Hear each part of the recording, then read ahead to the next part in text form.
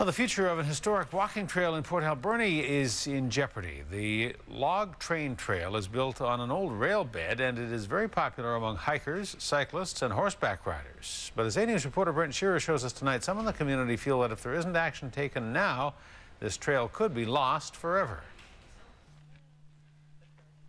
Built on an old rail bed, the log train trail is leased by the province's transportation ministry to the regional district. The lease costs a few bucks a year, and in return the regional district maintains the trail, relying mainly on a group of dedicated volunteers who do their best with limited funds. But some in the community are questioning whether the regional district should continue to look after the log train trail, and that has people like Blake Johnson, who runs a local outdoor adventure company, worried. If you look at the trail network in Port Alberni, which is stellar, very underdeveloped as far as signage and promotion, if you look at it as a circulatory system, for instance, I would consider the log train trail to be the aorta.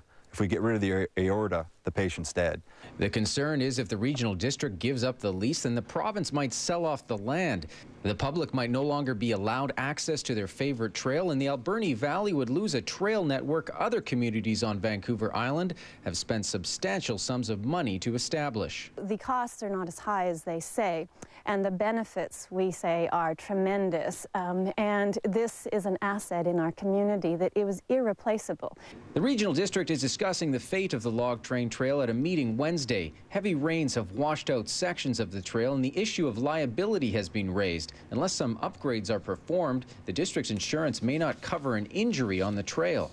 So we have the option of giving up the lease. We might be able to look at the idea of purchasing the property from the Ministry of Highways or other options. And so I think the board will review those options this Wednesday and go from there. It's expected to be standing room only at that meeting. The regional district has been flooded with letters, phone calls, and emails from people concerned about the future of the trail. We think that it's a real gem, a real asset, that it would be very short-sighted to respond in a knee-jerk fashion to whether it's obstructions on the trail or red herrings about liabilities or fear of costs and let the trail go.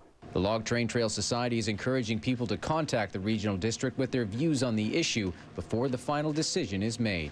In Port Alberni, Brent Shearer, A-News.